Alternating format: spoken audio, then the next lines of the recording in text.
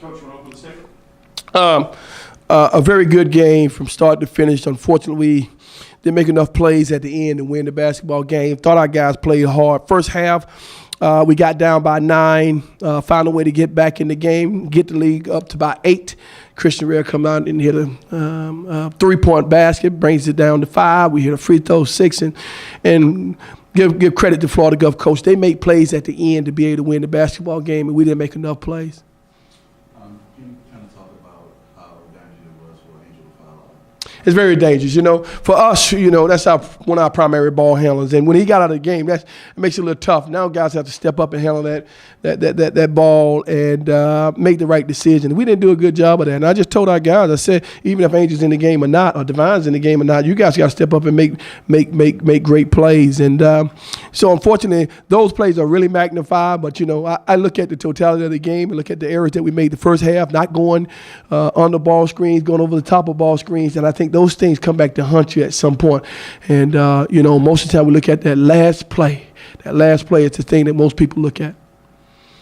With that said, him not being on the court, did that affect the way you guys try to handle those situations, just getting out of the backcourt when they were pressuring full? No, we got a certain set that we run during that time, and you just have to be tough with the basketball. We just turn the ball over. Fair foul call on BJ at the end? In the heat of the moment, you never think it's a fair foul call. But the thing that I told our guys in that situation, make a play. Don't let him beat you on the free throw line. Let him make a play. Can you talk about the range of the emotions just from that? For 1 second, they get a free layup right down the basket, and then at the other end, BJ cherry picks the potential winning basket, and all of a sudden, Goodwin's at the foul line shooting 3 to win the game for goal. I just think that you go from feeling pretty good to you as a coach. You never feel like the game is over with. I never feel that way, and so my emotions probably were still, one that suggested that we gotta certainly make the right play. So I'm never feeling like the game is over with. How do you kind of get your guys to bounce back from a loss like this? They're pretty emotional after the game, so how do you get them to get ready for it? Pretty easy, for me, and that, that's supposed to be the best team in our league, and you had them down. And like I told them, the same work that you put in for Florida Gulf Coast now, you have to put in for every opponent that you play. And, games like this sometimes it's a reality check, because sometimes you can tell your team how good you are until you go out there and compete and realize that you can do it. And we proved that we could win that game. To me, and I'll say this, and this is no slight on Florida Gulf Coast, we were the better team today. And barring Angel getting in foul trouble, we win the game. I feel that confident about it.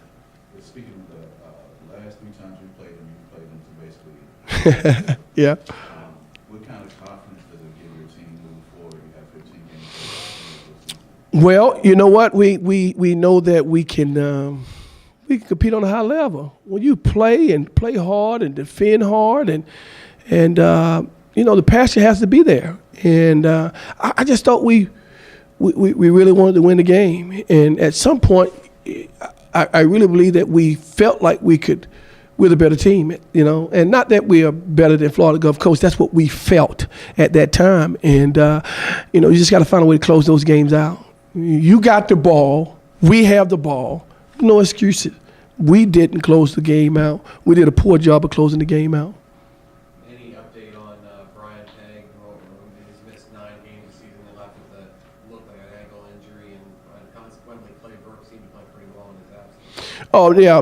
Brian will just take day to day. We don't really know. He could, we didn't feel like, we should put him in the game. He came off the court really gingerly. Probably could have went back in the game, but I wasn't going to take that chance. And Clay Burke's contribution in his absence? It was good. Clay did a great job of coming in and just making the right plays, staying behind and pushing those guys out, making them have to make plays on top of them. And that's what we asked him to do. And then, he made a jump shot, went to the free throw line, made some free throws too as well. For a freshman, that's pretty darn good. He has a bright future ahead of him. What was your vantage point after the whistle blew? What did you see as far as how the tensions and emotions kind of got started between the two sides? That happens. Like I told my guys, the thing that we have to do is you can't let your emotions rev up too high. And same with Florida Gov coach. You gotta win and lose with dignity and class, and even when it hurts, you gotta do the right thing. And so, when you see those tensions like that, my thing is to get my basketball team and remind them we're not gonna let anything deflect from a really good basketball game you played, and I don't want anything to tarnish that. So emotions happen. Guys are emotional. They want to win, and both teams want to win. So that's gonna happen. No punches were thrown, net like that were thrown, but you just got to be able to handle it in a classy way.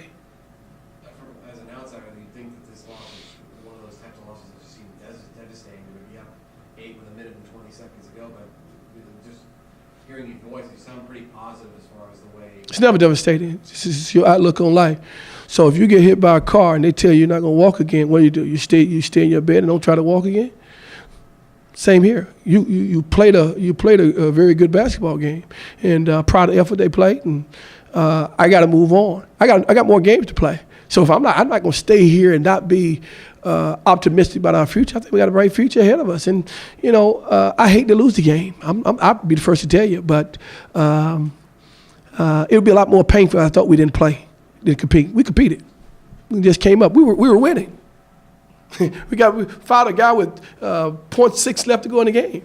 So I got a lot to be proud of. We were up, and and you'll learn from it. Guys will learn from this, and we'll learn, and we'll move on, and hopefully this game benefits us on down the line. Anything else? Thanks, Coach. Thank you.